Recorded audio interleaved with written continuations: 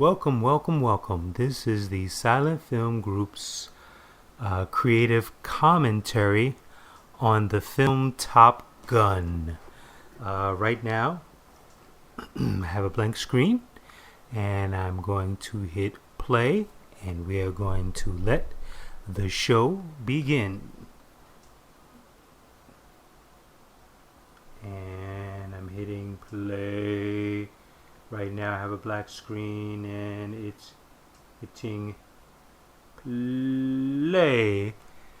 And now the Paramount logo as the stars go around the mountain. Stop. Paramount logo just came up and the Top Gun anthem is playing.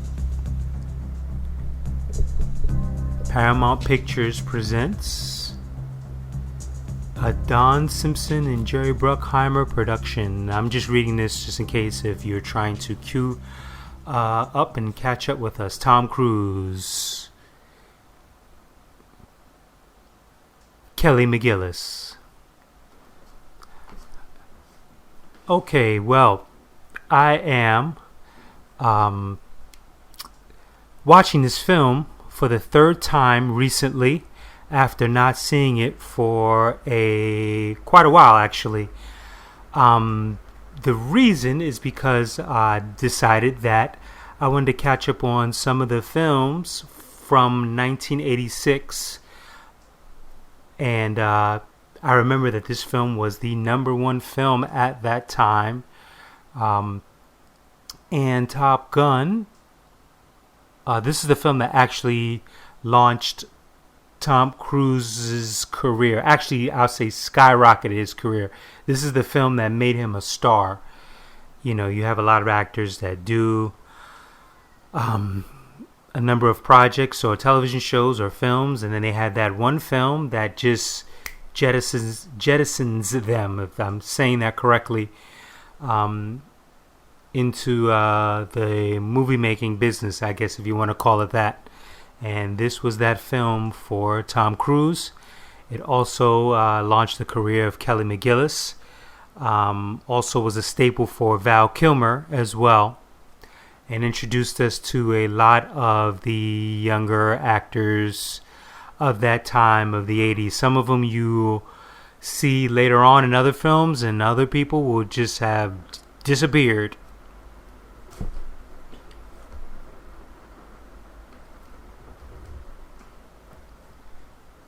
And right now, I love how this theme song sets up the tone for Danger Zone. And it also sets up the tone for the characters. Okay, and the plane is off. Dun, dun, dun, dun, dun, dun, dun, dun, dun, dun, dun.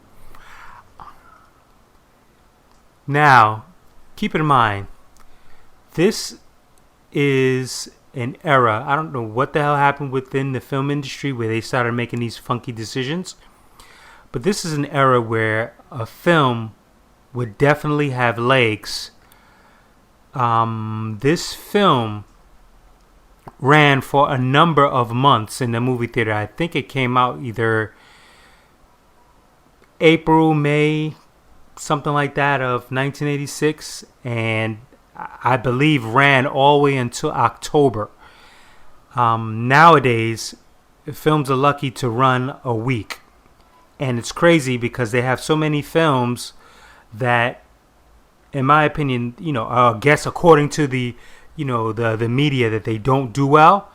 And my theory is when you have films coming out, big films that are back to back to back to back to back, it might be kind of hard these days. They put a number of films up. I mean, look, they've done it back then, but it just seems a little odd. Like, I would never drop a film like a Central Intelligence the same time as I would drop Dory.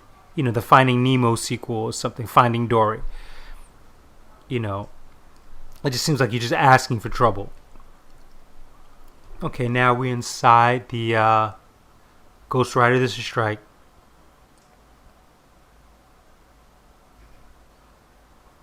as we set up our introduction to Tom Cruise's Maverick and Anthony Edwards' Goose. Anthony Edwards has also helped his career a lot as well. Had a number of films that weren't as big as Top Gun, but then he disappeared for a little bit and popped up on ER, where he and George Clooney basically ran that show. I'm probably exaggerating there, but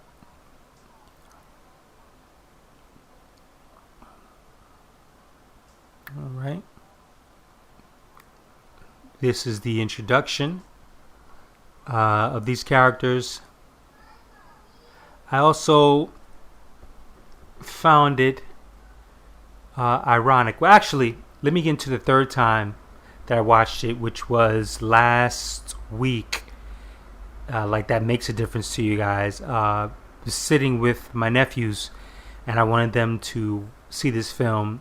They both want to get into music, and I wanted to, them to get a perspective of the film and the film score and its composition. So we ended up watching the behind the scenes of this movie, which I thought was very, very interesting. It was a story within its own.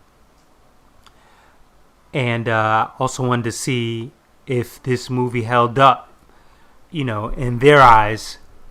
And it played very, very well. Definitely kept their interest. So I was, happy about that, because I definitely enjoyed watching this film. And as I said, this is my third time watching it now. But I'm hoping that with this commentary, those, if you are listening, that you have seen this film before, because I might drop some spoilers. So sorry about that. But I noticed that in this part of the story, this setup actually ends up becoming the same setup toward the end of the film with Maverick. The things that seem to happen with Cougar sort of end up happening to Maverick toward the end of the film, as the story progresses. So now the bogey's all over Cougar.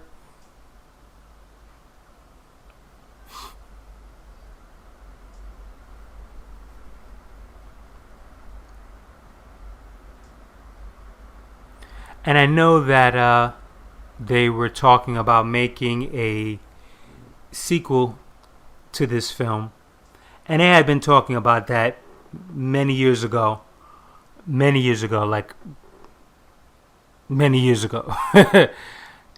And I don't know what happened at that point. And I know that recently, since Tony Scott's death, he was also very passionate about doing a sequel to this film. And in fact, he was in the process of pre-production with this film. He and Tom Cruise had gotten back together, and they were looking at different locations. And I think that their story now is going to revolve around the fact that they don't use fighter pilots these days, from what I had read. And I guess it's supposed to be, man versus machine with the use of the drones. But I had a concept many years ago about a sequel. Once again, if you haven't seen this film, then you might want to lower the volume on what I'm about to say. And the sequel would be about my version of the sequel concept that I had would have been basically about finding Maverick's father. And I thought that would have been an interesting concept, because there was always a mystery surrounding his father and what happened. And even when Viper does explain to him, that he knew him and he was in, they were in war together, I thought it would have been an interesting concept to find out that he was still alive, and that Maverick has to go in and go get him. But once again, this was years ago. But I think when they came out with the film Iron Eagle, which was, I think canon. If it wasn't canon, it might have been, God, I can't remember the name of the other production company. But they came out with Iron Eagle with a similar storyline. It was about a young wannabe fighter pilot, and his father goes down in flight, and he has to go find his father. And he takes instruction under an more experienced pilot, which was played by Louis Gossett Jr. And it was a type of film that I guess the studios kind of thought was going to be a B movie, and it ended up doing way better than they thought, to the point that they actually made a Iron Eagle 2. But upon seeing Iron Eagle, they pretty much jacked up my concept for the sequel, because it was very similar. And Cougar is shitting his pants right now, because despite all this training, he had some real-time shit happen, and he basically shit his pants, as I said.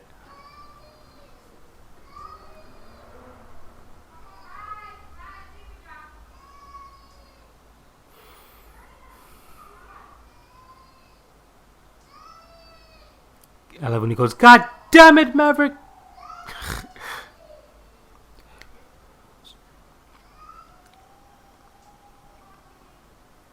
This basically just sets up who Maverick is in a nutshell.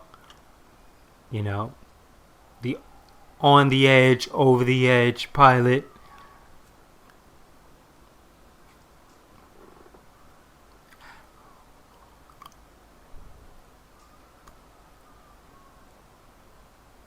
If you guys ever get a chance, I think it's probably up on YouTube, but I think Coca-Cola, it's probably Pepsi. They did a Top Gun commercial. I take it, when this film came out, and they basically reenacted these guys, their first encounter with the MiG.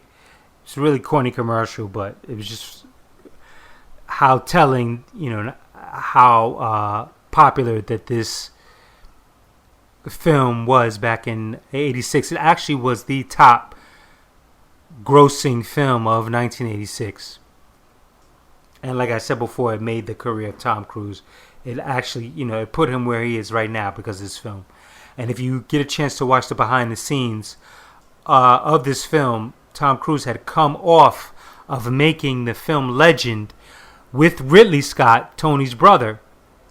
And Legend bombed. And the word on the set was that he was really counting on this film, because he was off of Risky Business, which basically gave him some shine. That was like his first film that really let you know that Tom Cruise had arrived. Then he did a couple of stinkers, Losing It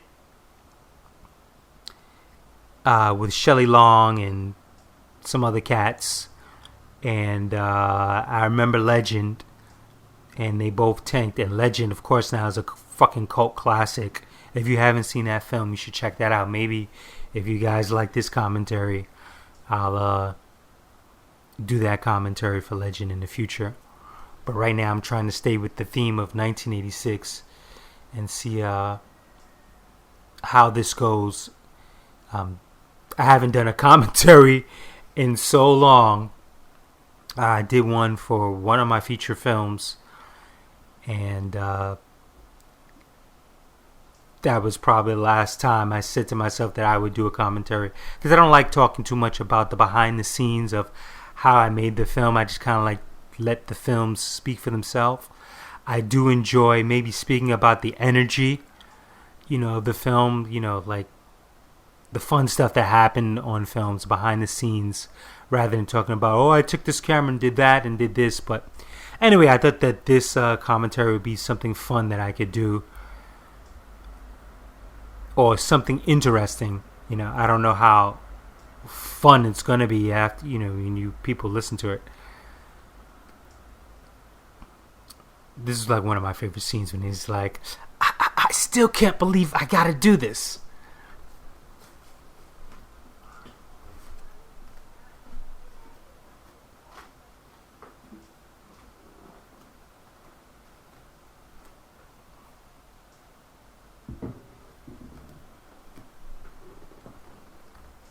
Here we go.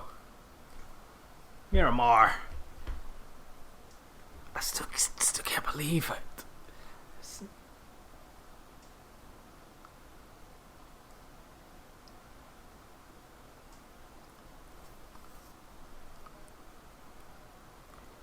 You two were number 2. Cougar was number 2. Cougar was number 1.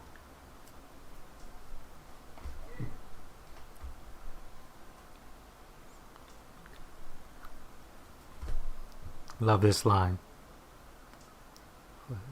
Duck shit. Dismissed.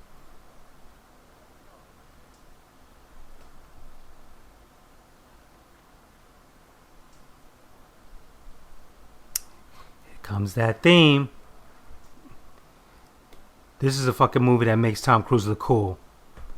All bullshit to the side. And it kind of really kicks in right here. Hotter the intensity.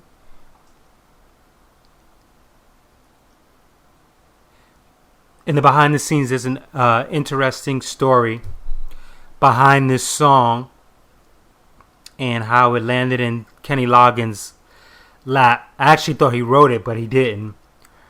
But he basically wanted some up-tempo music for up-tempo track for his album, and he got offered this song and went for it. And basically this song, how he set up this song, you know, like how he ends up singing it, was a very interesting story. So if you can watch the behind the scenes, if it's up on YouTube, or if you have the DVD and never watched it, you should check it out.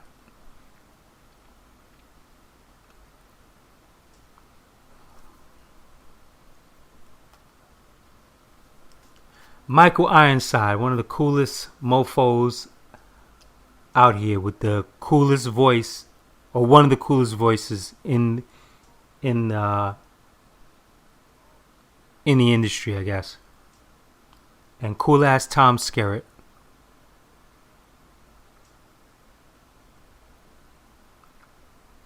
With his buzz cut.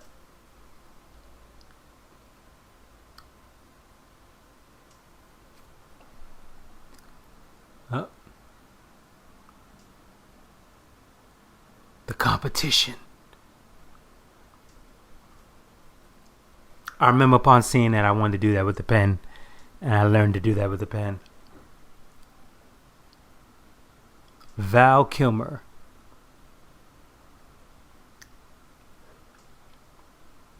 Story behind that is Val Kilmer initially didn't want Who the Best Is. Val Kilmer initially didn't want to take the part of Iceman, and Tony Scott ran toward him and made sure, like, really sold him on it. And boy, did it really help his career.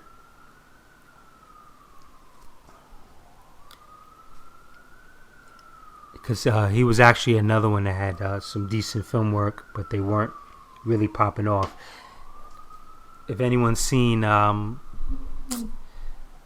man, why can't I remember that? Top Secret. That's a funny ass film. And of course, Real Genius. Oh, Real Genius, man. That is a really underrated and great 80s comedy. If you guys ever get a chance to see Real Genius with Val Kilmer.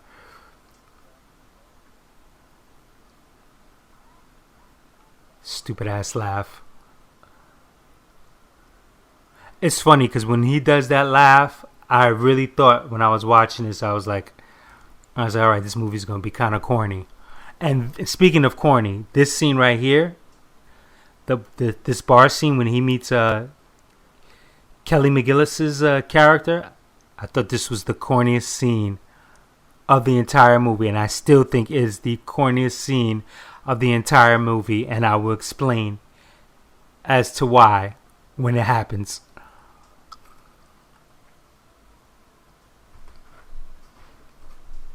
Iceman stunting. Wanna know the best is? This flies ice cold.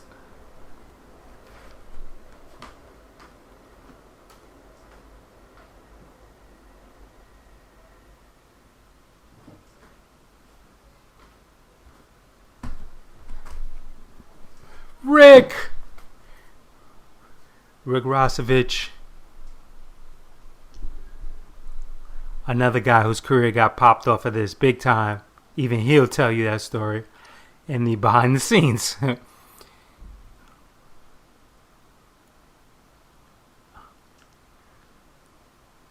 And wasn't Rick Rossovich one of the guys in Roxanne? I can't actually remember right now. Yeah, he was the one who was dating Roxanne. Steve Martin, Daryl Hannah, Rick Rossovich. I think, yeah, that was him. We don't see a lot of him actually these days. I think actually he's retired because he said it in the behind the scenes of Top Gun. God, they look like they want to kiss. And of course, yes, I will be getting into some of the quote-unquote Tarantino gay overtones that he had when he wrote that line of dialogue for that movie. I can't remember the name of it, but it's funny because there's some things that stand out. Especially when I was watching it the third time with my nephews. It just popped in my head. It's like, oh, this is funny.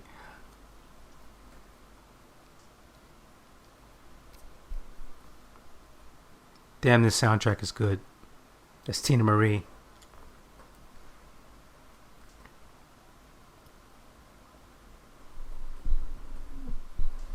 And there he spots her.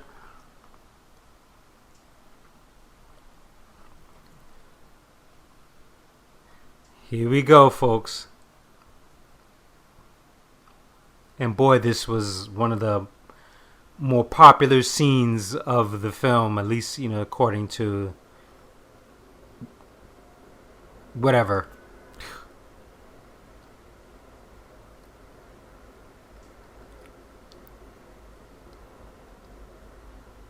When I kiss your lips.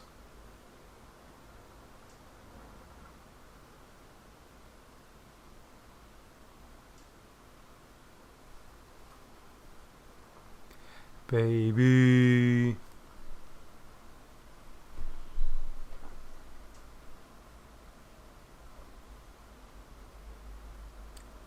It would have been cool if they would have had a shot of Iceman watching him as he's talking to that girl like, oh, they trying this lame nonsense again.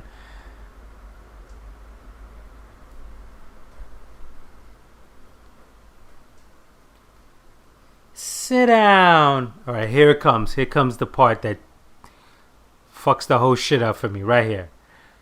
Cornball.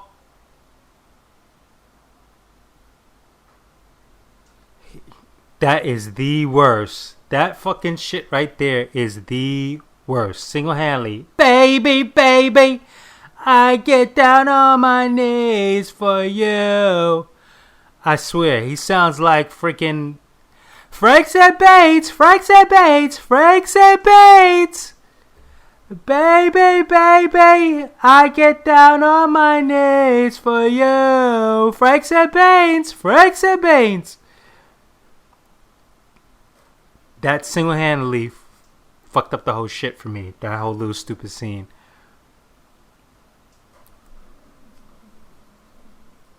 Oh, there goes that Tom Cruise smile.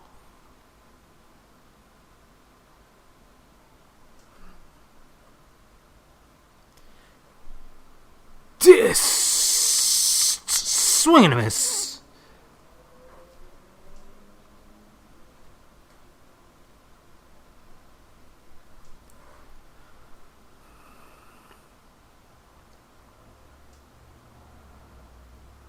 I love that comeback.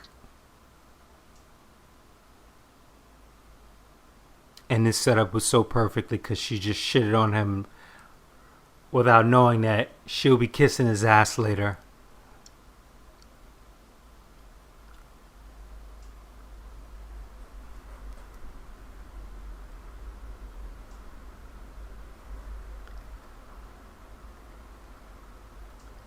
Kelly McGillis having dinner with her father.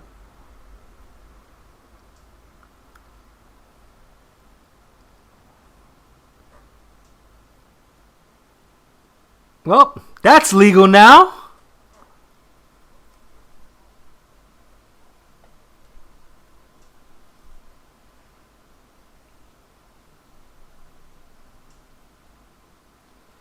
This counter in mind.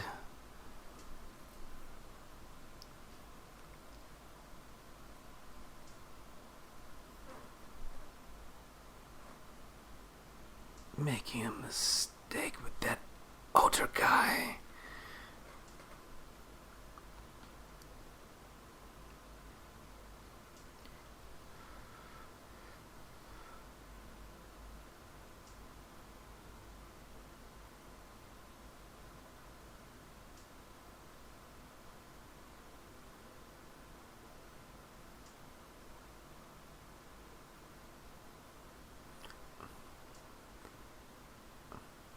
I actually thought that part was funny when I first saw it.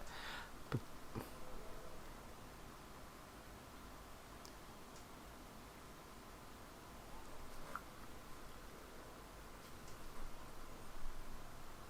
it's cool. I love this. Oh, the cliched, I wonder who this is shot. But when this fucker puts the glasses on, it's just the coolest. Like, ah, fuck. The girl from the bar, shades on.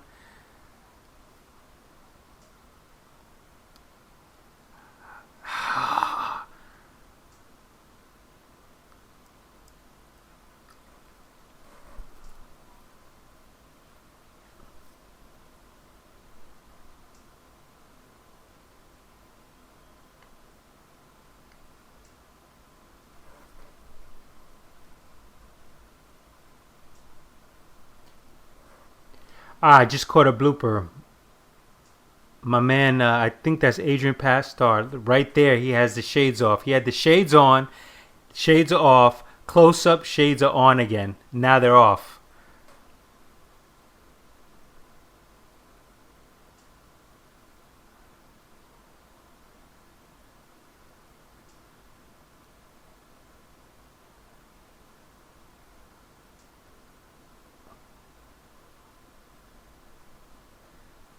Now that seemed in this case. Oops.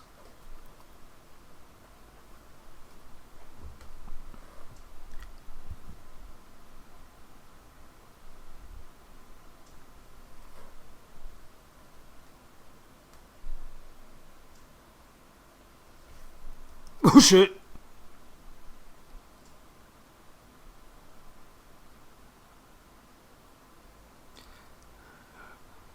They said that Val Kilmer totally improvised that line.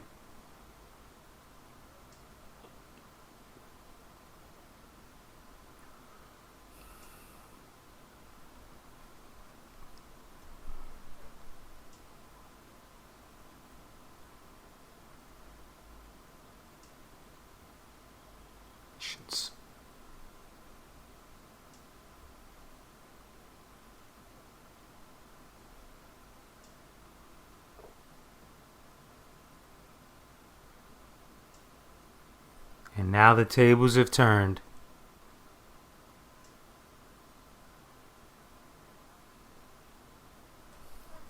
Some shades on, pretty boy. Whoop.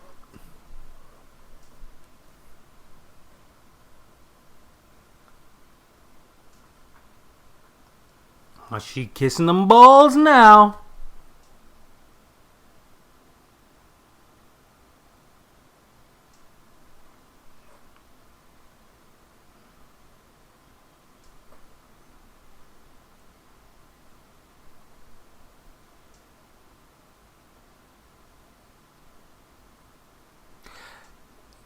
They said this film was so popular that guys were like signing up to go to flight school in the military with the quickness. And when they realized that reality was nothing like this film, a lot of guys were shell shocked and pretty upset.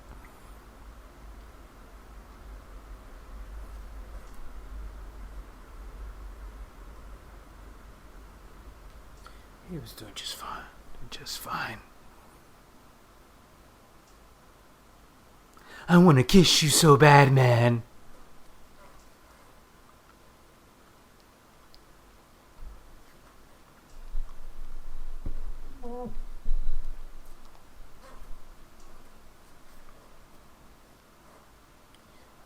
Woohoo! Jester's dead.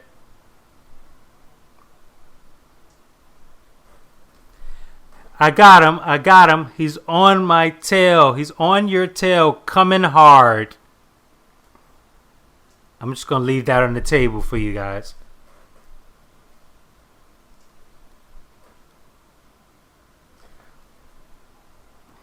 He's still back there. Closing fast.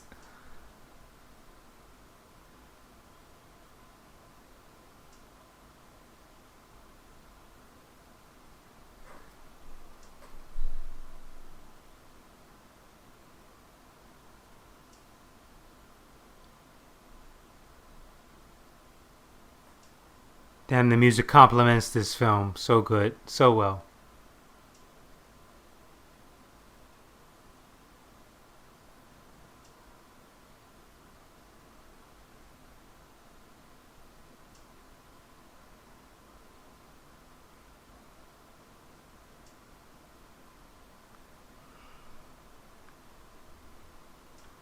Time for the flyby.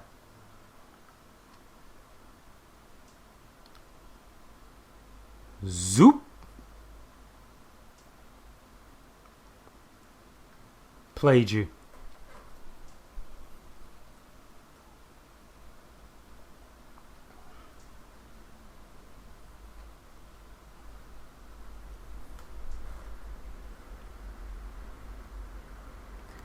Let's turn and burn. Oh no.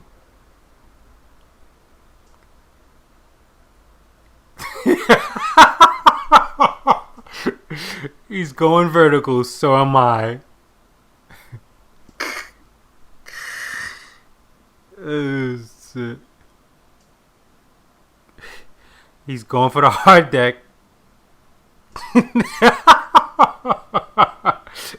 No way, Jester. You're mine. Oh, man.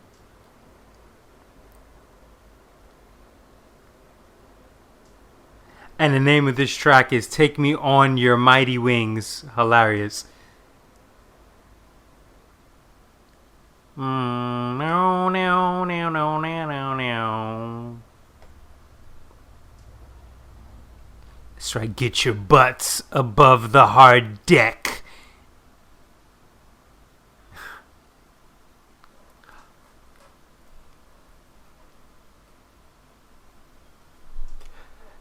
It's funny because it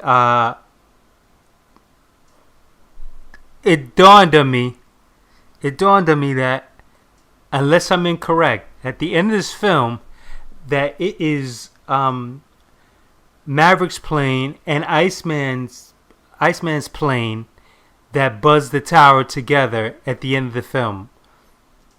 I always just thought it was just Maverick. I never really paid attention that there were two planes at the end of the film. Get your butts above the deck. The hard deck. Great balls of fire.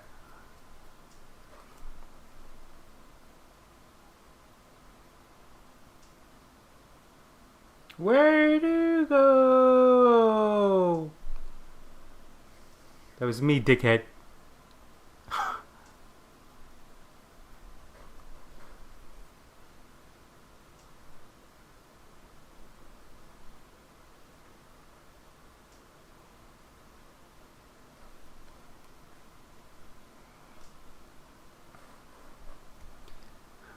I want to screw you, man.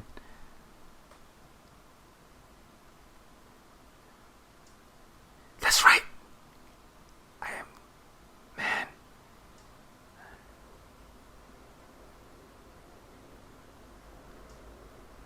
The little thing with the teeth, man. You know what that means.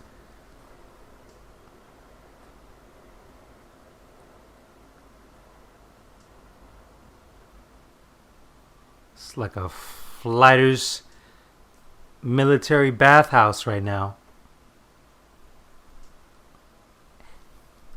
And then, of course, what does my man come out and say? I want some butts.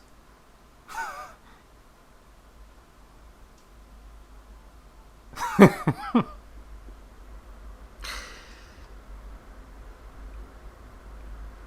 film speaks for itself in so many different ways now.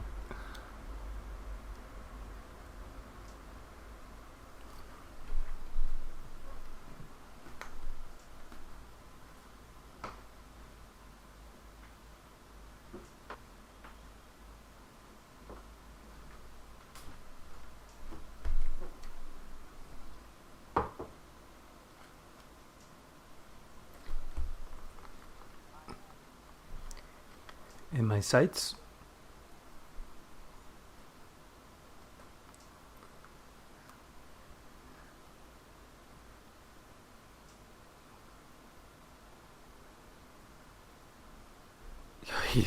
Goose looks at him like, the fuck are you doing? You took it.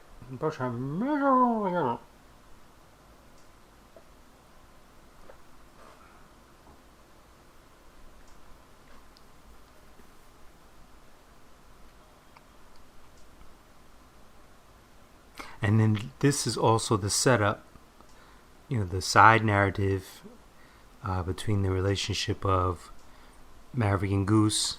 This incident right here, he makes this will become in the first promise that he makes to Goose in the scene back at their apartment.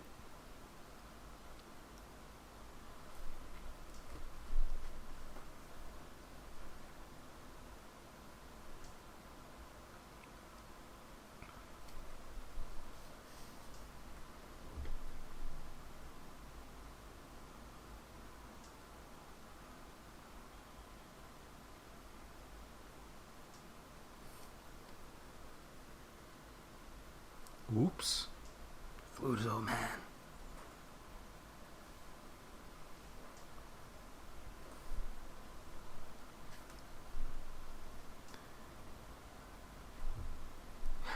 It's a very interesting story with Michael Ironside. That's, of course, on the behind the scenes, the making of Top Gun, when he's telling the story of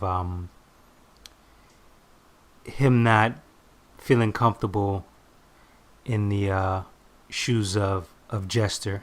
That's and what happens.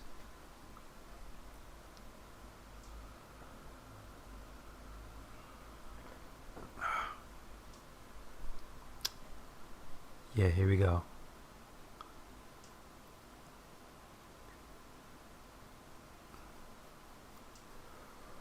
I always thought that shirt that he had on, that black shirt, was cool.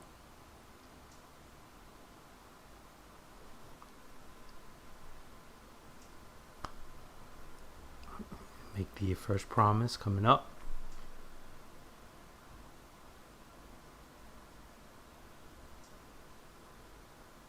And right now I'm wondering if that mustache that Anthony Edwards has is real or not. So the left side looks a little hokey looking at it now. I'm not gonna let you down. Bullshit!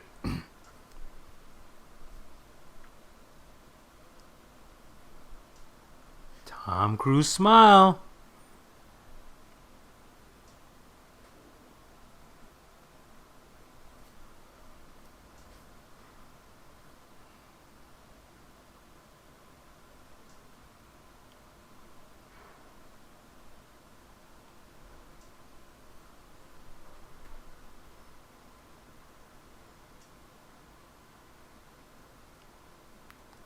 I can immediately go to guns on him.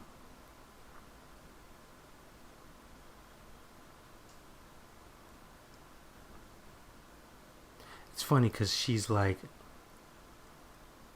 the thinking person. He's like the person with real world experience and flying.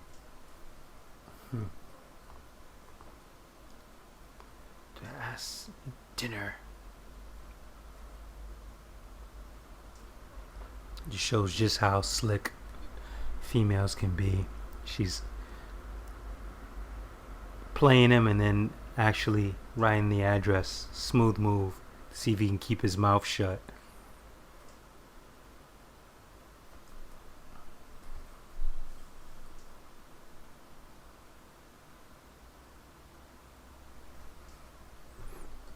Smooth move.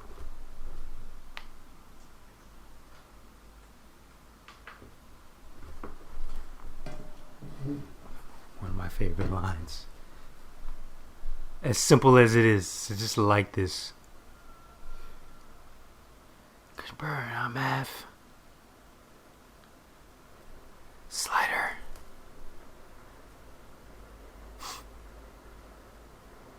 You stink. I would have given him a much better line, but just something about how he delivers that I just think it was fucking funny.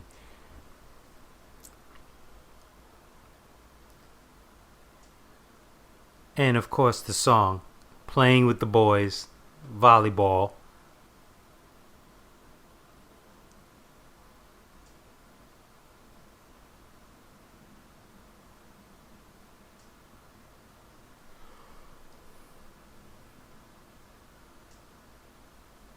Boom.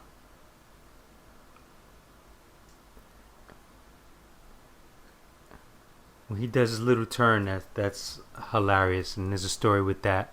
And there's actually a story about that turn right there. He had no idea like how popular that little move would be, and just how much fun they had making this scene right here. How Tony Scott just set this whole thing up. You know, built this little,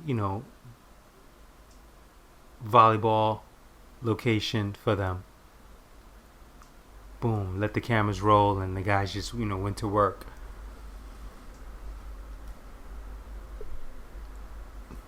And he's out.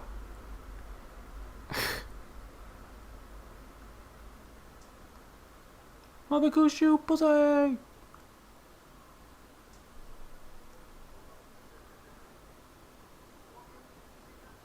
Here we go. Mother goes you pussy. Love this shot. Love this shot. And I love this shot coming up when he pulls up in front of her crib. It's that right there. Boom. Just the way that the sun is. And I'm always curious if they shot this in the morning or if they shot this heading into evening with some time to spare. But just the way that the sun hits off the side of the house when he pulls up, I think it's very slick.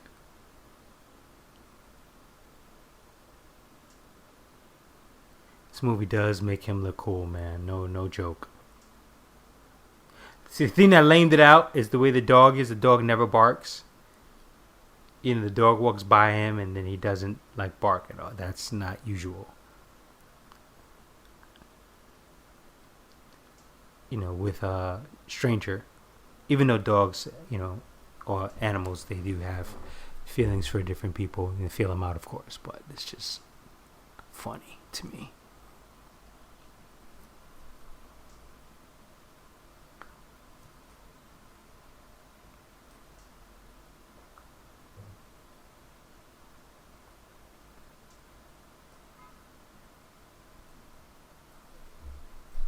Oh my god, her name is fucking Shelly.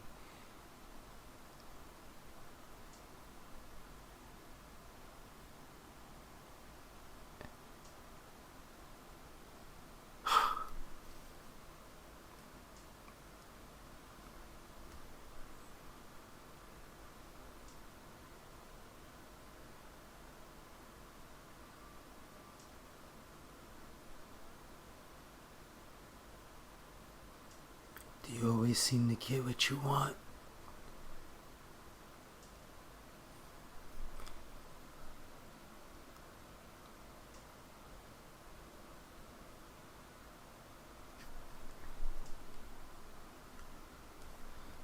Relax about the Meg.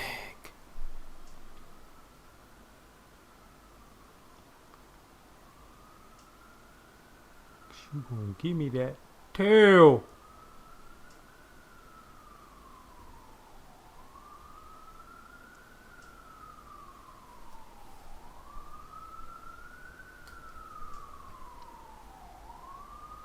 Typical female. Always think it's another woman. I mean, technically it is his mom, but you know what I mean.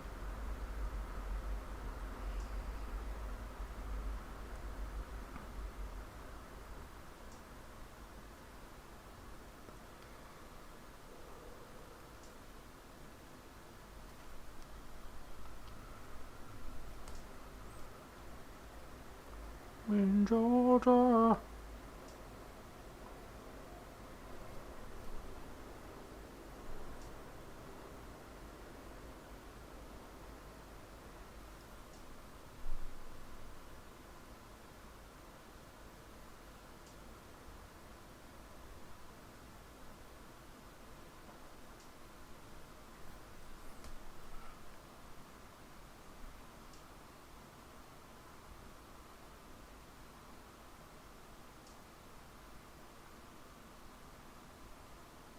Not my old man.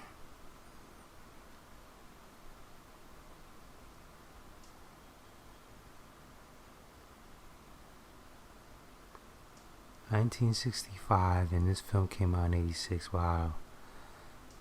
It would have been a lot of years if they had gone with my idea of rescuing him. But it would have been cool. Actually, no, because Tom Skerritt and him, he were actually flying together, so it's not like he would have been that old.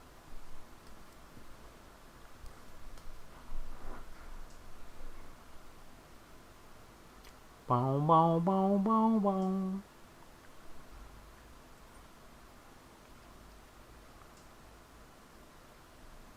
The execution of this Take My Breath Away.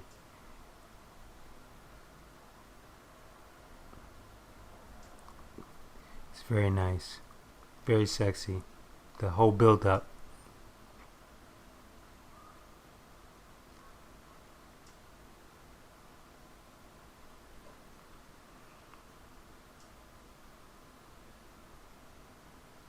See, I got curious. I wonder when he said, I'm going to take a shower, if she just kind of thought that he was going to use her shower. Up until when he said, thanks, I enjoy BR. I love that shot again. Love that shot. And it kind of looks like her house is on the beach almost.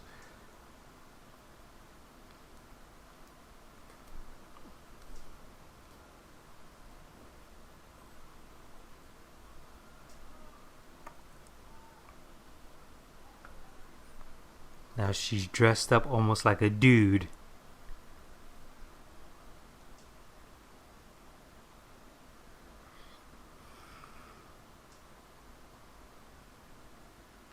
And this is when he goes to make his move. Almost.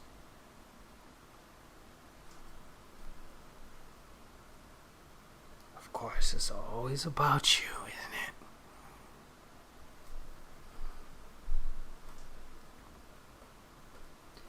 Sure you don't.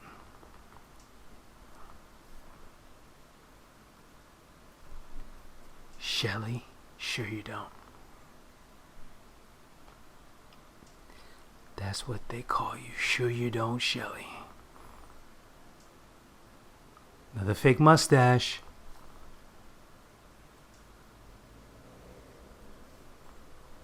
There goes that instrumental.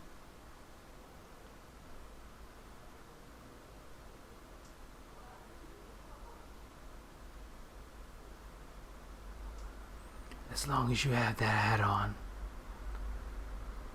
I might want to kiss you. You think you could put a mustache on for me?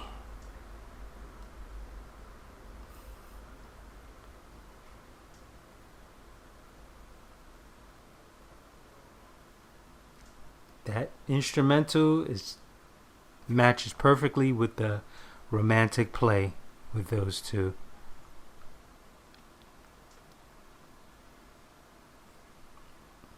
And what's funny is that you just get the instrumental. You don't get the vocals until their love scene.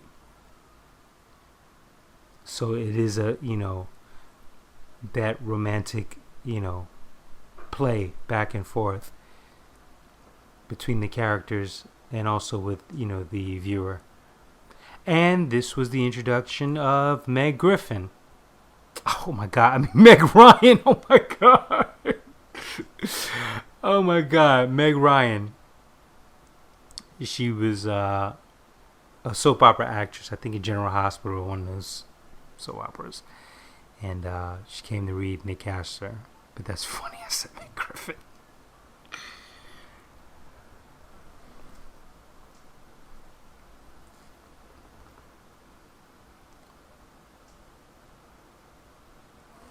Her name is Charlie. Her code name is Charlie, but her real name is Shelly.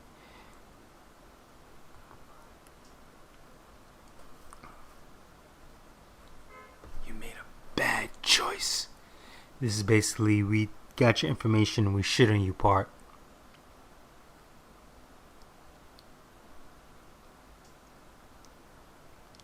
Using psychology again. You don't have time to think. You think you're dead.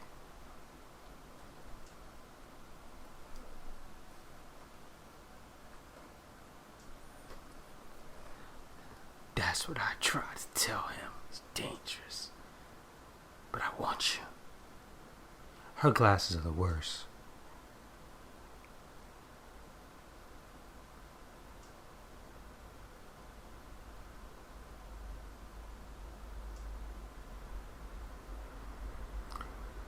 Got like a shitty pair of female gazelles. Oh yeah, that's what I said it. Gazelles. Gutsiest move I've ever seen, man. She knows that motherfucker is pissed off. You fucking bitch. That's how you do me. That's how you fucking do me.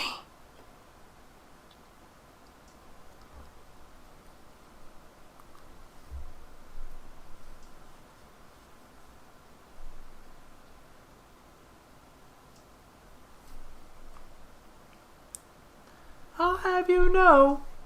What? I can't hear you.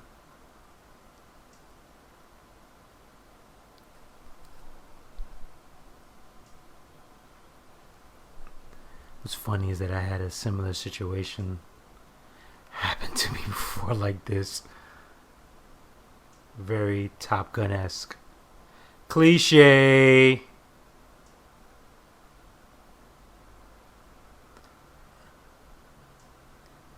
Take.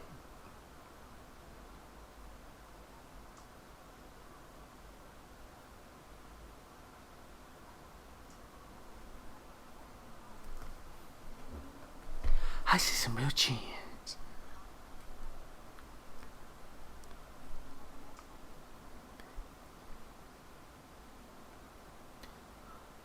Ah.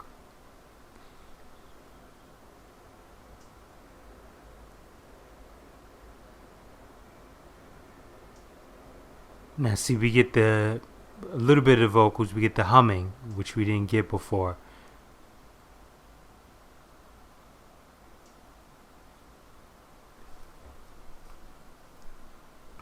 And there's a story to this love scene. Here we go with the vocals.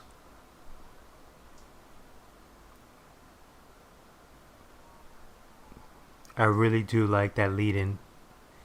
The build-up with just this romantic theme instrumental, and then once this scene happens, vocals come in with with the song. Fun fact: they had to shoot the scene. They had to call Tom Cruise back to add this scene in because I think they thought that the film was kind of stale without a love scene. And like, I want to say an hour, but I'm sure I'm probably exaggerating. But they shot this hella fast in one day, and Tom Cruise was in and out and was like, all right, I'm out. Peace. You got it? You sure you got everything? And he was out.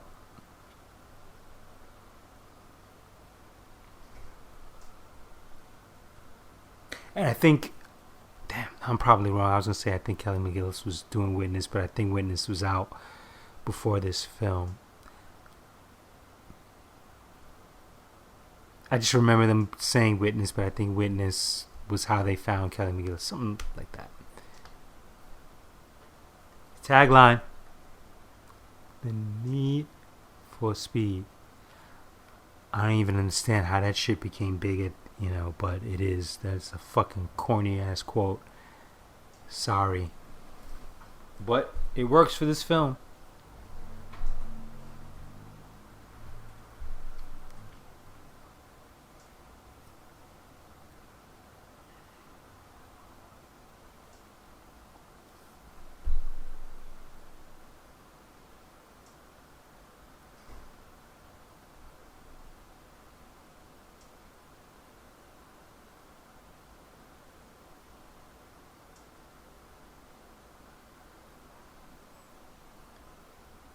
It's my favorite line. One of my favorite lines. Yeah, he's what I was saying. Oh shit, it's Maverick and Goose.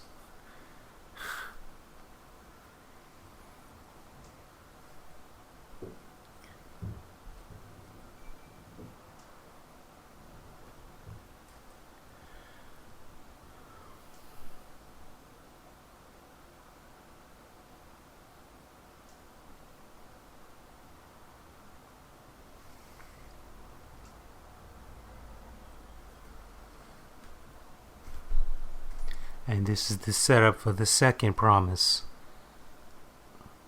from Maverick to Goose.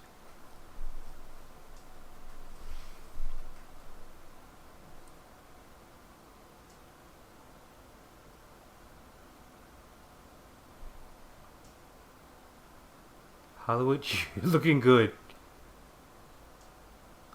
Hollywood, looking good. Viper, greedy.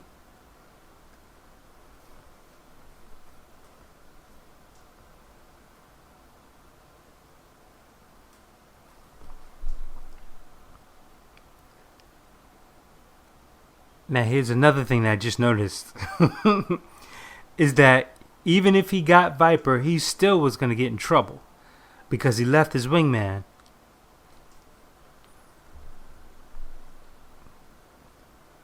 It looks good, it looks good, for your ego. But at the end of the day, he still would have gotten burned. Because he left his wingman.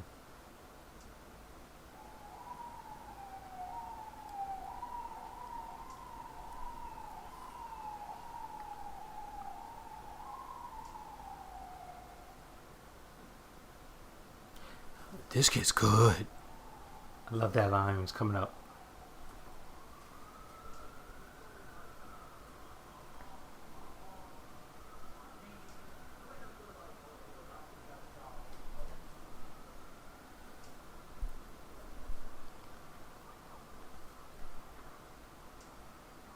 They set this up perfectly.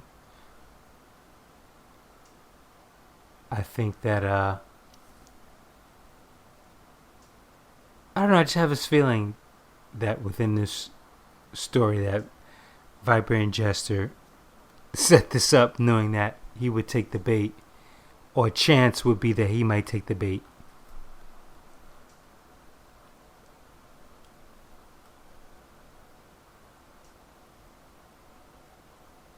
Busted. Bingo, Maverick's dead.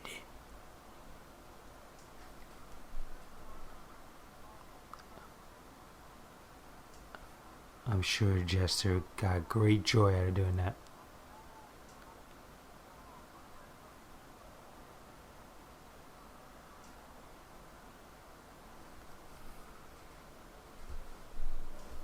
Bathhouse.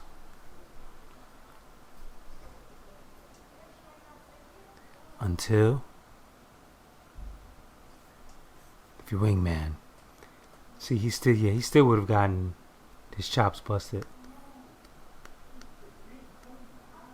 That was gonna happen regardless. It's your attitude. The enemy.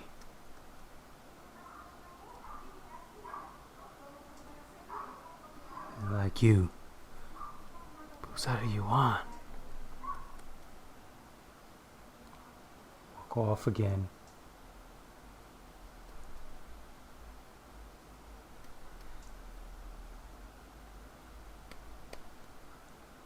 Fucking sausage party. It's the second.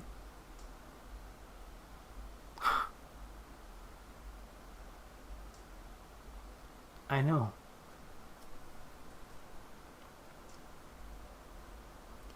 If anybody could have used the gym, boy.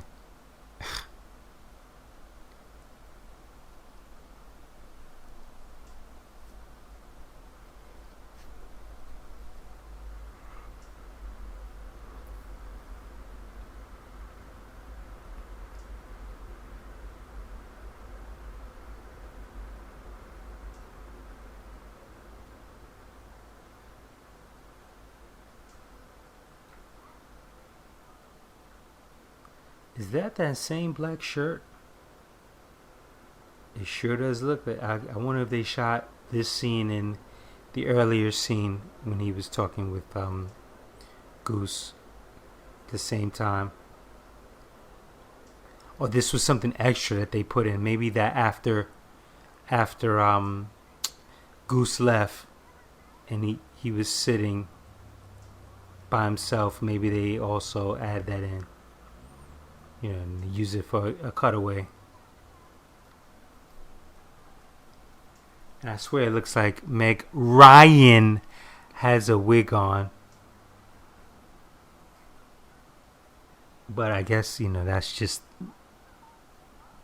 the style of the 80s, I guess. You big look. Now this is weird. Look when he's Tom Cruise, the way he's singing with the kid is as if the kid is uncomfortable and then Tom Cruise gets uncomfortable.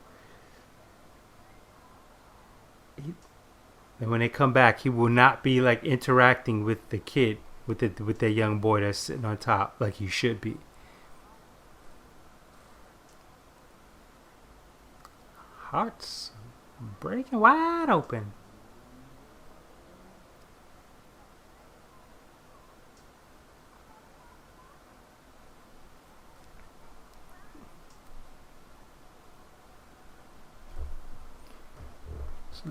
Stood.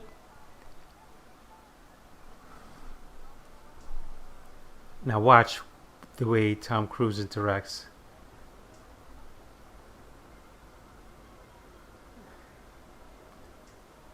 Now he's paying attention to her.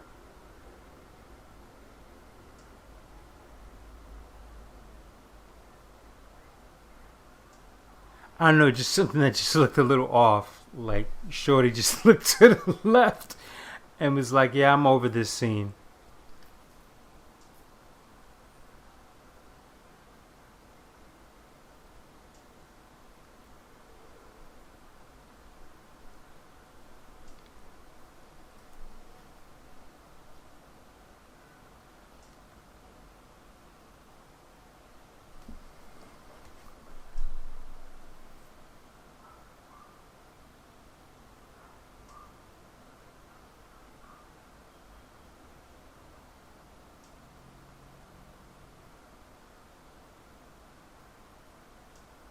Oh, this is when shit goes bad.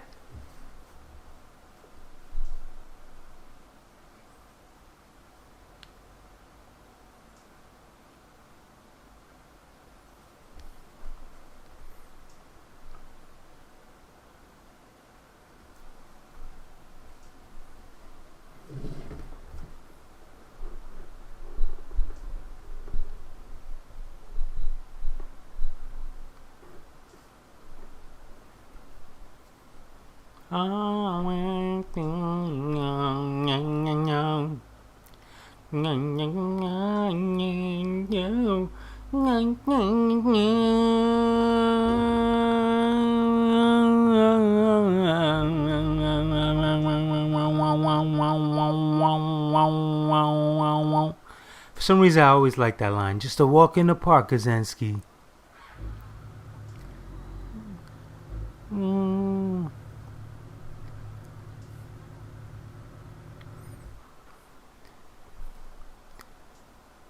Two egos clash.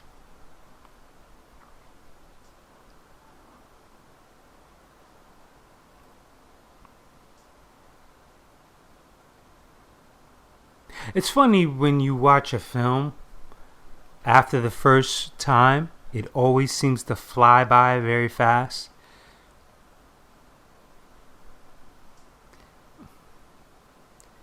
And I said fly by.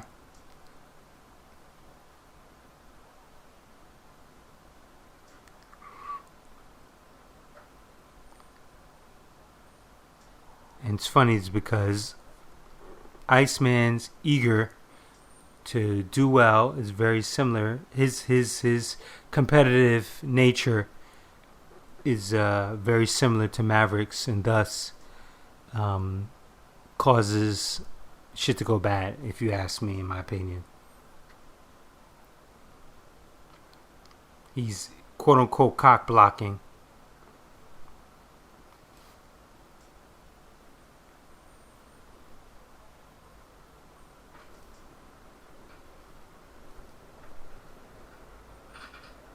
Here we go. In that jet wash.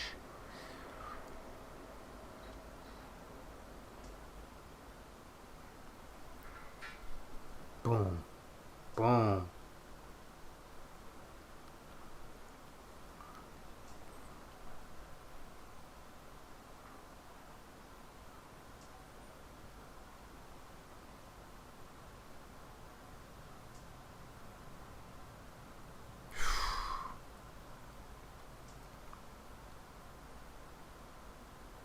When his head hits this fucking thing, man, it's crazy.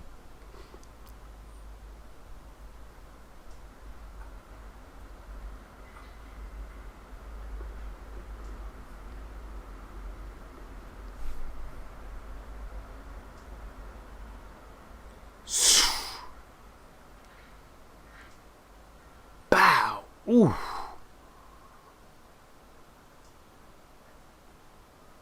I mean, the impact, the force that seat ejected, I can only imagine.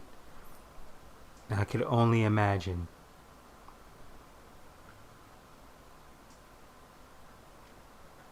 I always thought the green water was a bit disturbing, you know, kind of reflection of blood.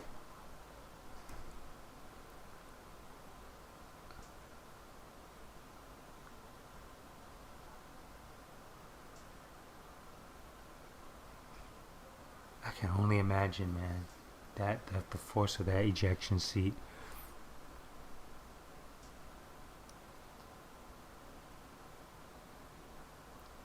You know, that blowback.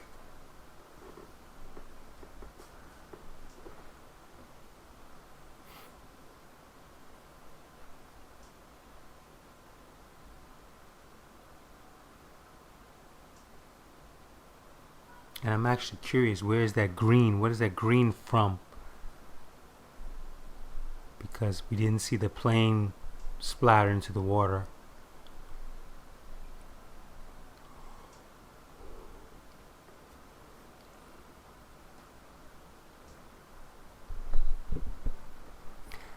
I thought this was fucked up too. I thought this was very fucked up, the way he, like, had to carry his body up like that. This is just sad. Like, you have to, like, if you're Maverick, looking up and watching them, you know, just pull his, you know, his dead body up like that. I just think the fact that he's standing in the men's room with his fucking tidy whities, that's gotta be a shot for the ladies. Or for the guys. Because then watch the next shot. They never go back to this, I don't think. They just go to, like, a medium and a closer shot.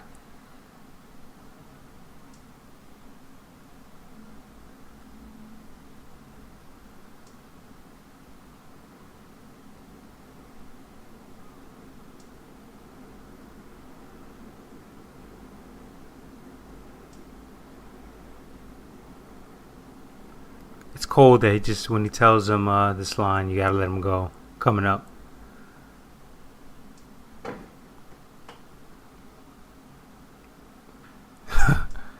Just like that. Oh, they do go back to the tidy whities. I don't even know why the fuck he's in his tidy whities.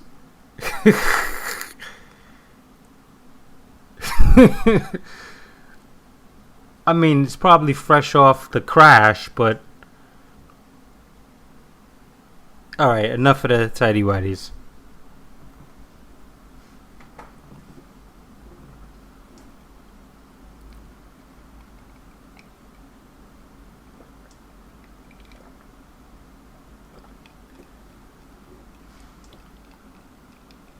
He just starts pushing it. I like to help. He just pushes our head down. No, not that way, Maverick. Not that way.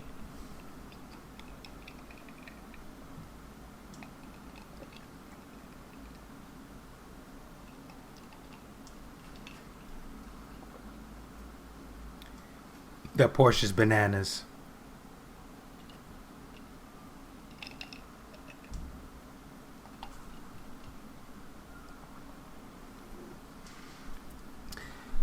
If you hear any clinging, tingling sound, that's some ice from some cold water. It's funny because watching this the second time I viewed it. Oh, actually, no, the first time I viewed it from these 3 times, because this being the third, it actually hit me a little harder, this scene, because like, damn, like she just came down to visit him, and Goose has to, die, like, basically on her watch when she's coming down to see him. That's heartbreaking.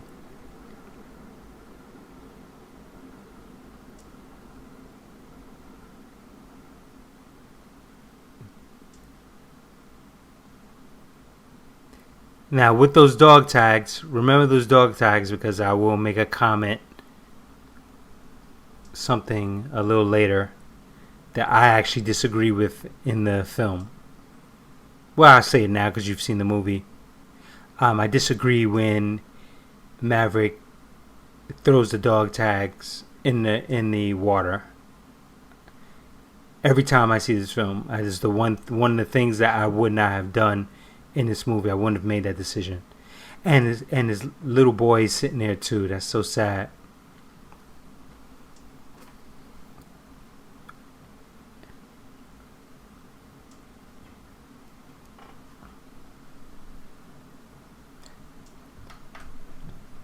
I do like the way that she told him to kind of, keep moving on, because Goose would have done that if it was you.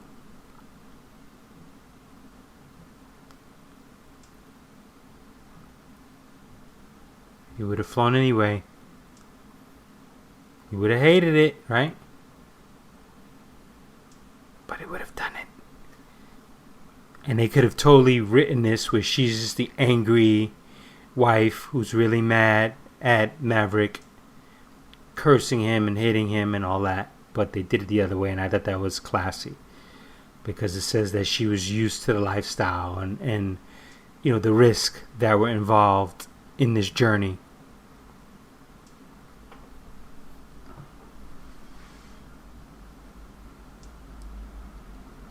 And now, of course, every time I see this scene, it reminds me of A Few Good Men.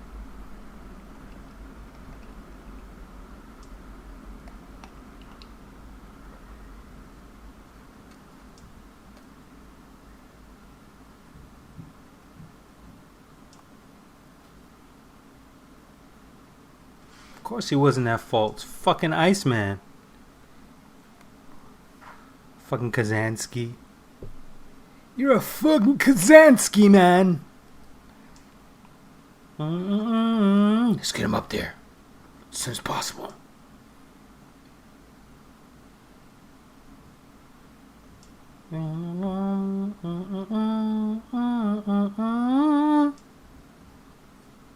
Get him flying soon.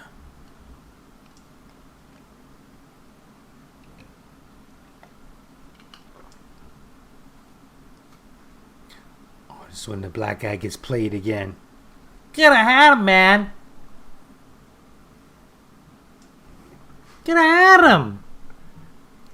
It's coming. Piece of cake, pal.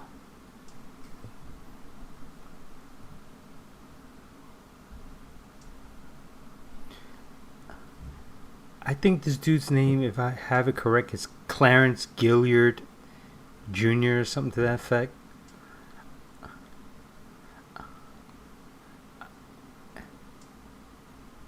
Oh, his name was Sundown. Sundown is fucked up. We could have had him, man. It's a horrible fucking helmet. Like a fucking golden crust.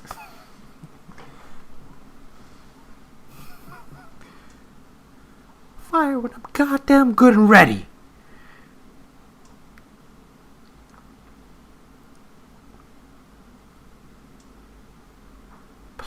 They played the brother again, yo. First in the fucking bar and now in this shit. But you know what? He kind of fucking deserves it for fucking Die Hard. That's the motherfucker that's in Die Hard. That's one of the fucking Gruber's villains. And the quarterback is toast.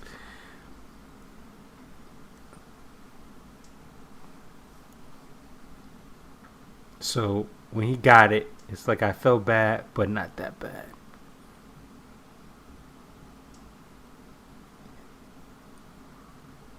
It's fucking tips and edges.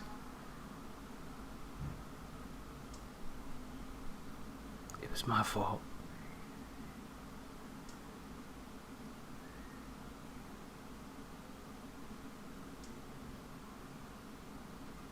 It's my fault. I think maybe we can get dinner sometime.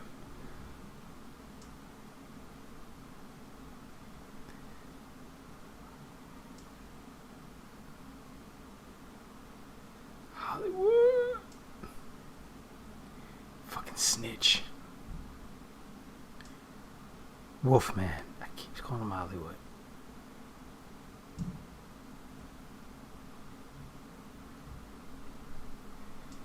Why the fuck would you call yourself Wolfman?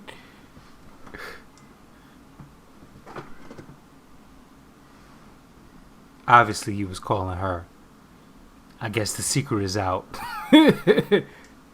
So, according to her line, it's going to get complicated. Obviously, it wasn't.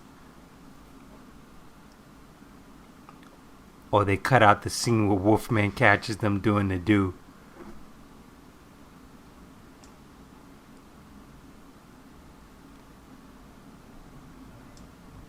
I'll have what he's having. Hemlock, is it? For some reason, I've always liked the way that little setup, the way the glass is with the ice and.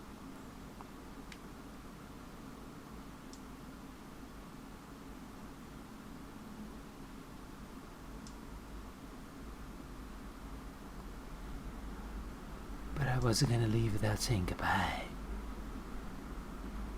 Oh shit!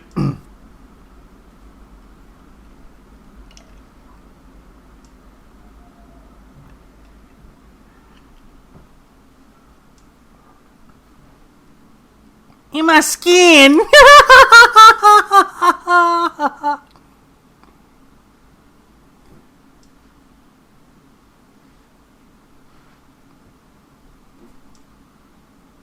Of course, it's not his fucking fault. It's Iceman's fucking fault.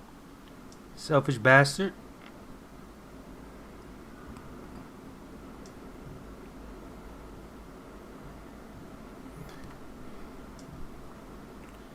You are full of life, larger than life.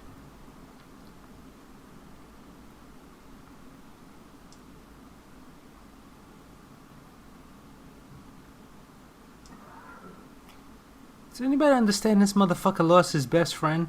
And everybody keeps like cajoling him to get back in the saddle, get back in the saddle. Yeah, you said that already.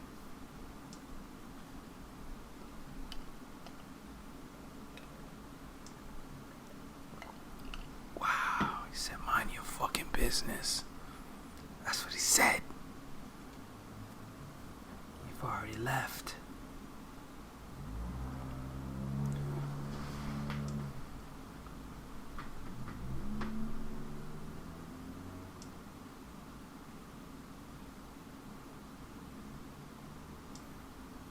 He should have caused the scene. Why don't you leave me the fuck alone? So fucking great. Just even as an outtake. Just for fucking shits and giggles. Why don't you leave me the fuck alone? Black alcoholic in the back. Yo, man, OJ's late, man. Here's another shot that I like when he arrives at Viper's place. This is awkward too because when the oldest daughter goes by, she doesn't say shit. No excuse me, no hi Maverick, no nothing. Whoop. When they go into the backyard, it's another shot that I love with the sun. It's hot.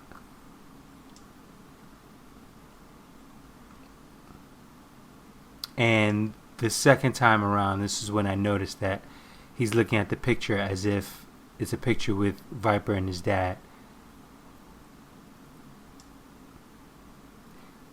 See, because you just see Viper, young Viper, but you don't see who the other person is in that photo.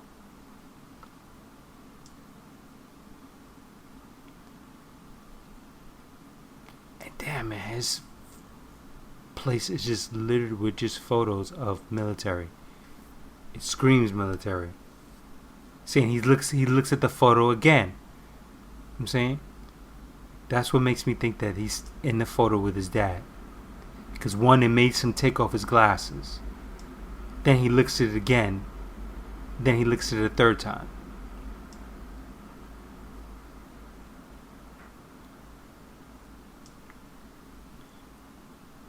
And this is the shot with this house. I love this.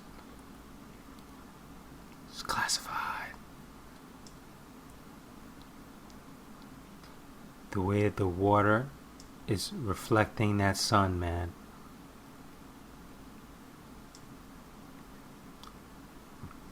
Trying to figure out what time of day. It looks like it's about, let's say,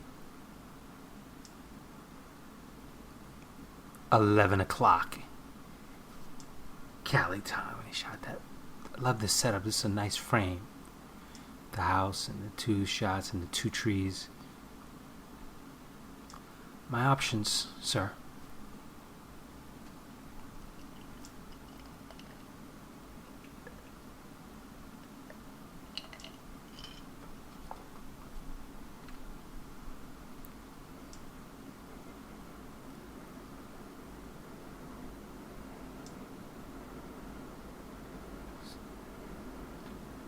Or you can quit.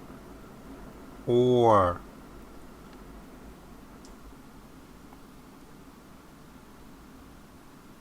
up your ass. And ever since I heard that term, I've always used that.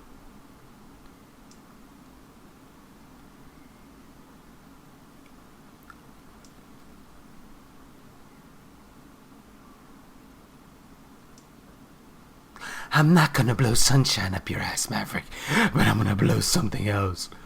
Oh, Viper!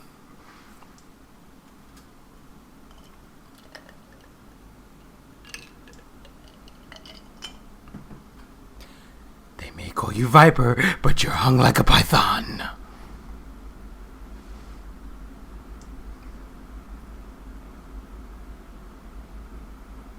And she's Ghost.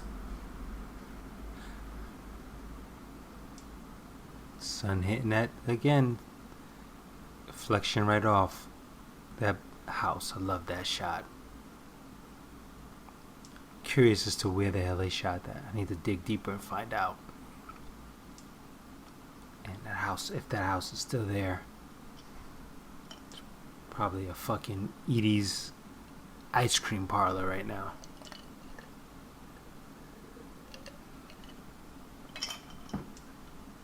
And I wonder if they shot this the same time when he was riding a motorcycle with her earlier, because the sun setting looks very similar. It just has a similar feel. It has almost like the same gear. Don't know where he is. Adrian Pasdar, ladies and gentlemen, from Near Dark and Heroes. And I think he's on a television show like The Originals or some shit like that now.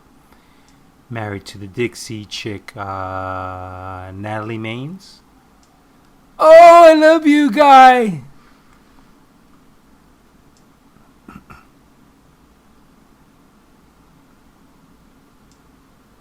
Congratulations, Iceman.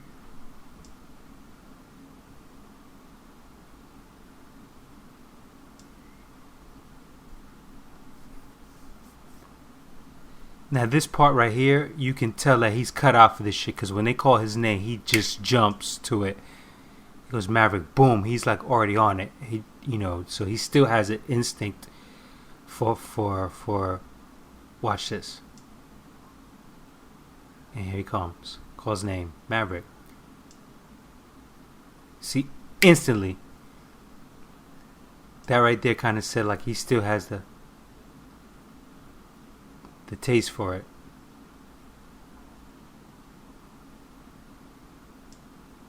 Now that was also part of my concept for the sequel when they went to go get his father, that Viper would fly with him.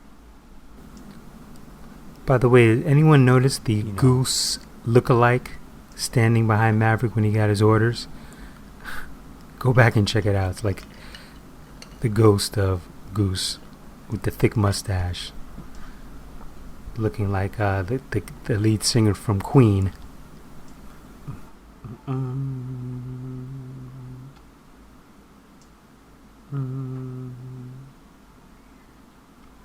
I see that reaction was not as if something was said to him.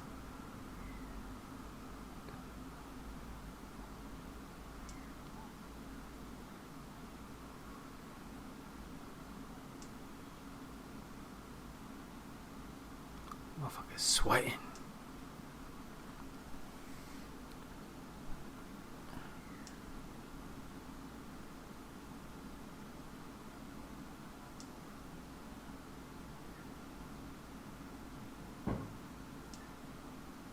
Bullshit is not personal.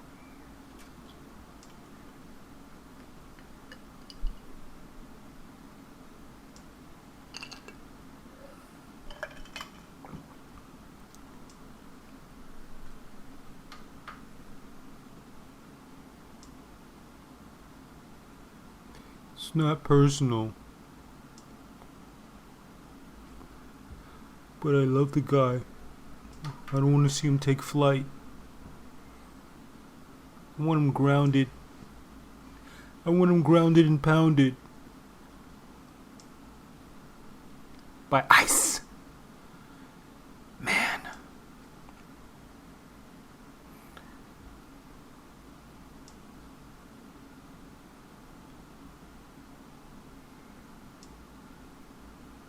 I'm surprised they didn't let him fucking fly with Sundown.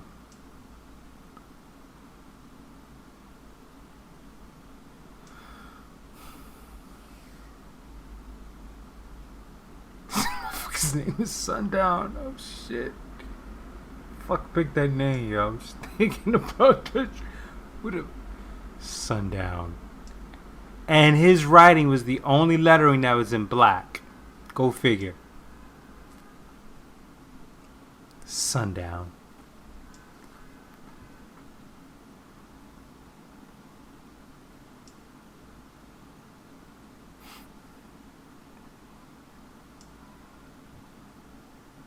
Okay, now here's a change. What's coming up that I would have made to this film, and it still bugs me.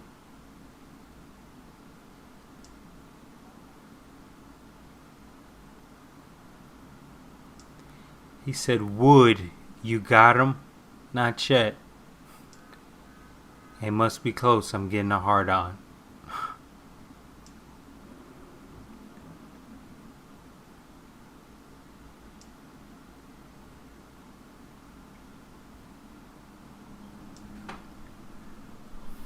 Dog tags.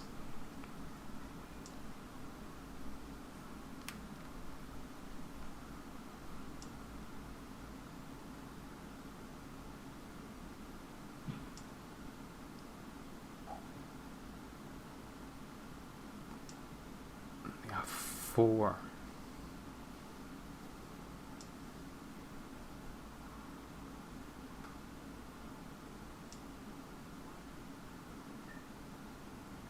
Five bogeys.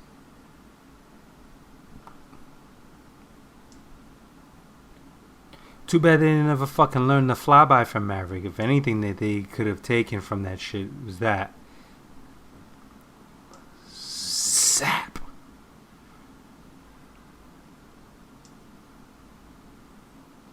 Better hit that goddamn button.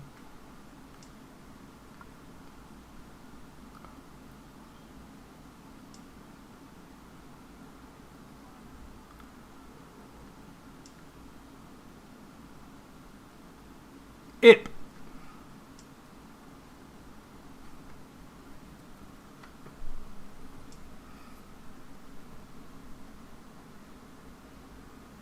Showtime.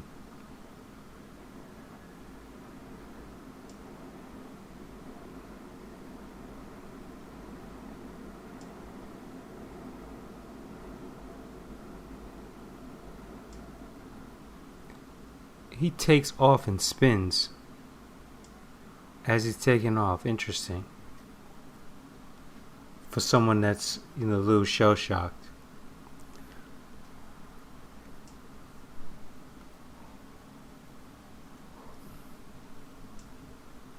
Slider.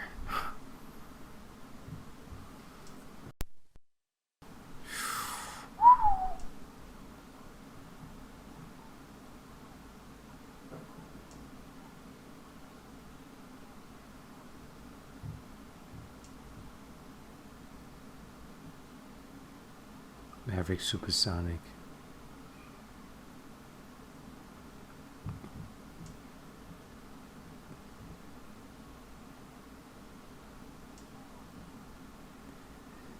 This thing over in 2 minutes. I like that.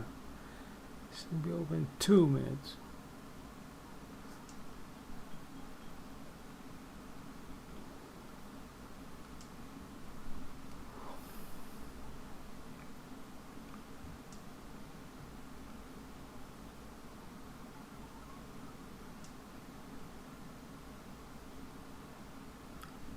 God damn it, I knew it!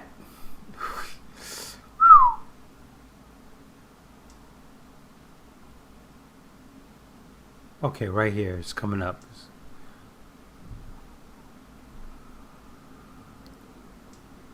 Of course, they gotta do this jet wash. Of course, we gotta use that.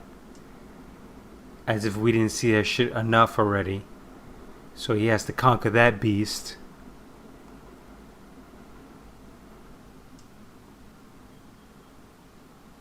Shitting bullets. Just like Cougar.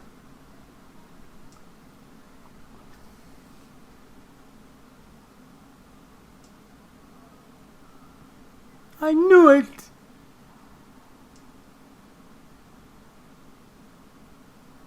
Okay, now this is... It's coming up. Right here, right here.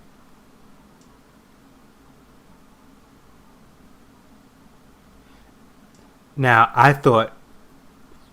Even when the first time I saw this film, I thought it would have been a much better play. That when he's like, "Talk to me, Goose," and he clinches those tags, that Merlin's voice all of a sudden changes into Goose's voice.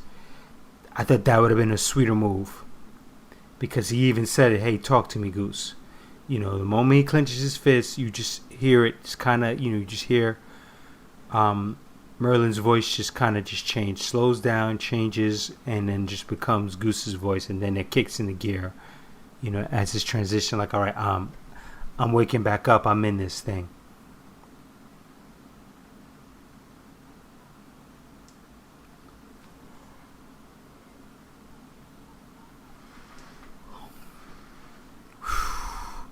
It's like in between them bitches.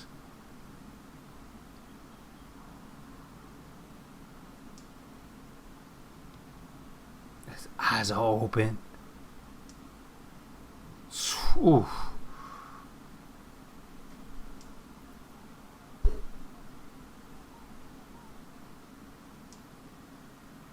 Hit. Oh no, not the missile. Off the guns.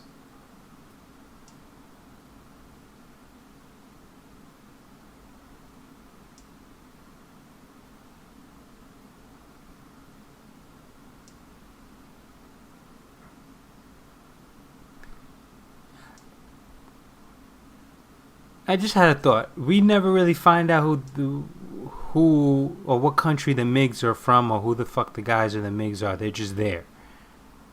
You know, they're just some dudes that just fucking appeared, and they never really say where they're from. At least I don't recall. And this is what, my third time watching this now? Yes, toast.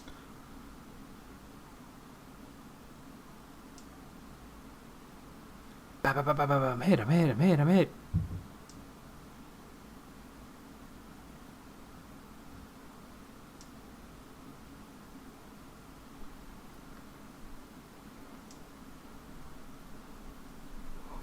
Coming in, Ice. I'm coming in.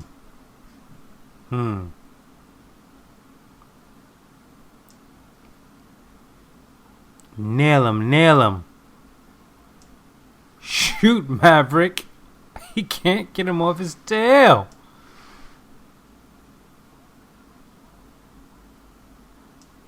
Break heart right.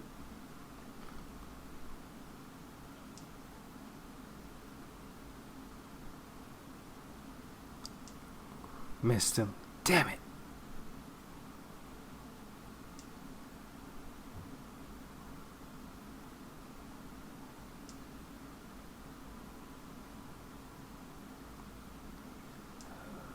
Bingo.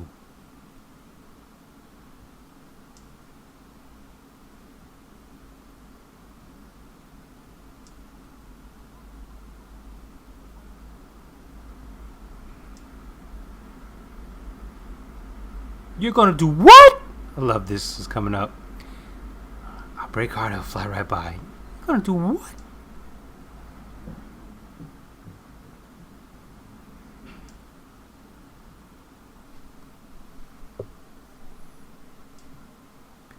What?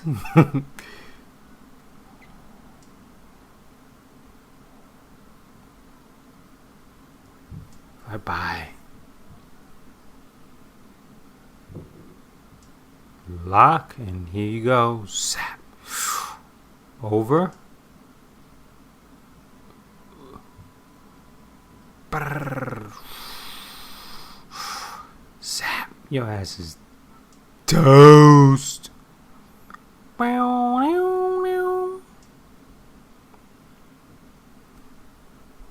Hey!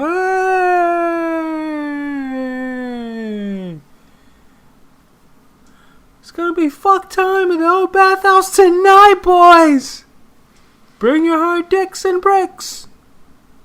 I'm going in. I used to fly by.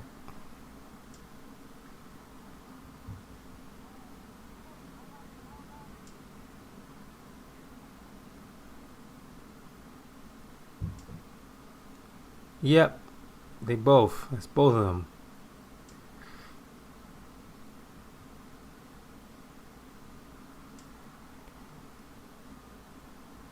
Zap.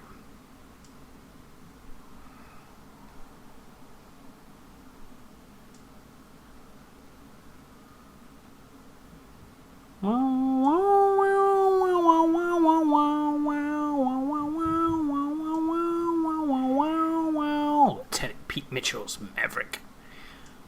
How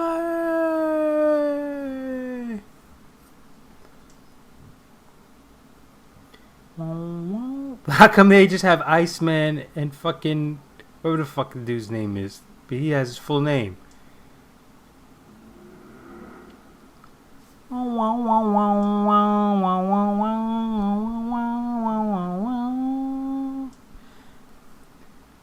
I like how the music cuts. It's gonna cut soon.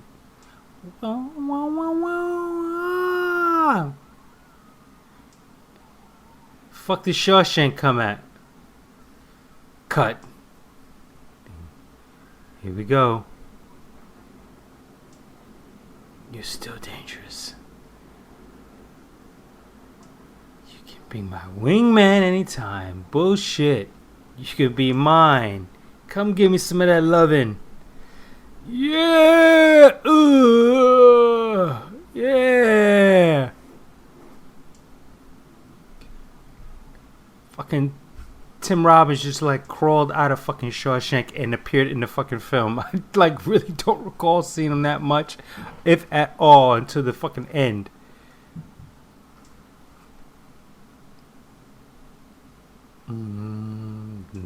Of course, this is the part that I said, nope, shouldn't have thrown him in the fucking water. She kept him.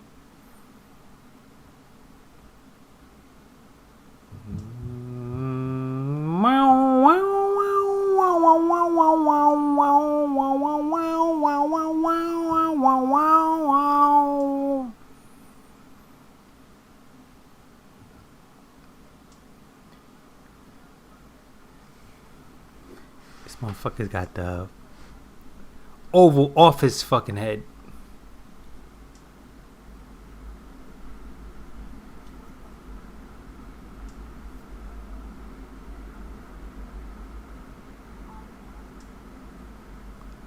God help us all.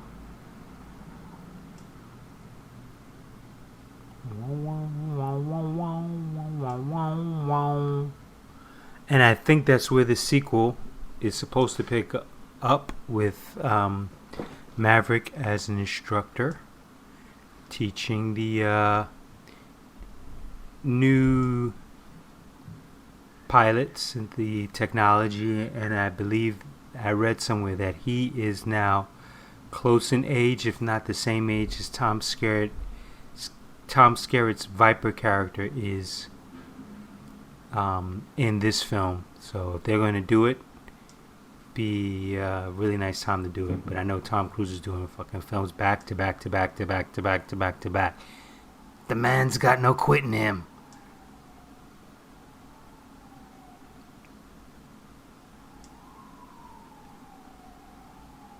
It's interesting because in this bar they have a Kansas City photo, as you can tell, and in the other bar where he was drinking the quote-unquote hemlock and she came to see him, there were two photos. I think one said Chicago and the other one said Moscow, and they were very similar to that Kansas City.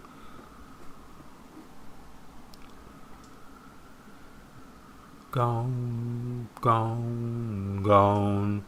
Whoa, whoa.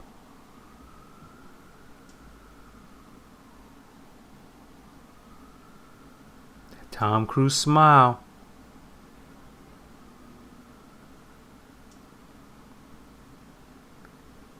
Kristen Byrne. I don't know, but it's looking pretty good. Tom Cruise smile.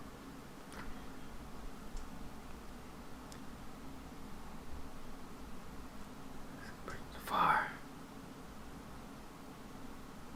Don't.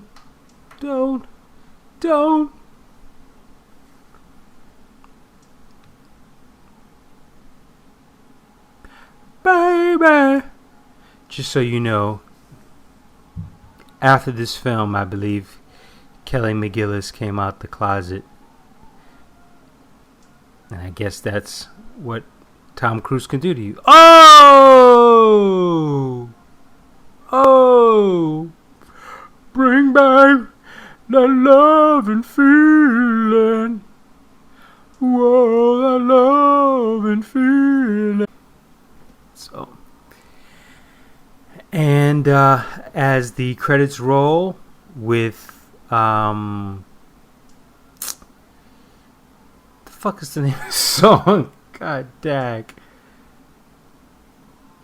Fire in my soul. I gotta sing it to remember it. There's a fire in the stars tonight. Mighty Wings, that's right, that's right. Unto the night, you out on your mighty wings. This soundtrack was crushed. This, to me, still stands out as one of the best quintessential soundtracks for a film. One of them, because you got to kind of compete in my mind with Shaft and Superfly and a few others. But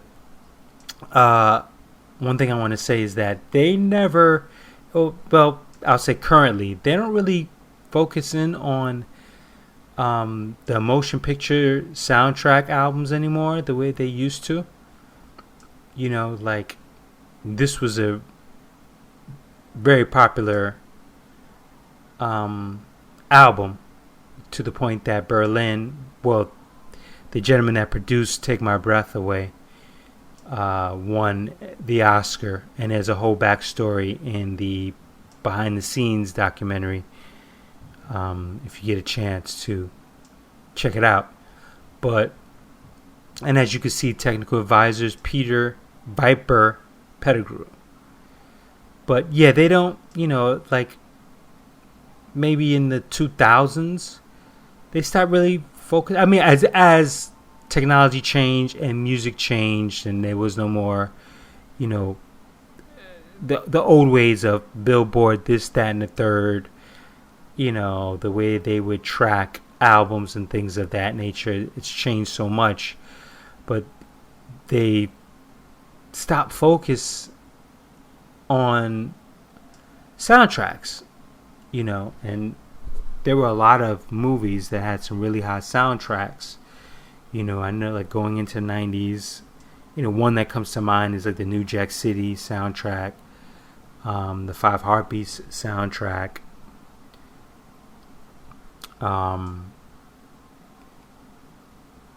this is just, I'm just quoting off the 90s because that's what's like fresh in my mind, you know, as far as like hot soundtracks. But then when it got into kind of in the 2000s, you know, they never really even promoted soundtracks as heavy as they used to, you know, where the soundtrack would complement the movie, or even the soundtrack would drop before the movie. First it would be the movie, then the soundtrack.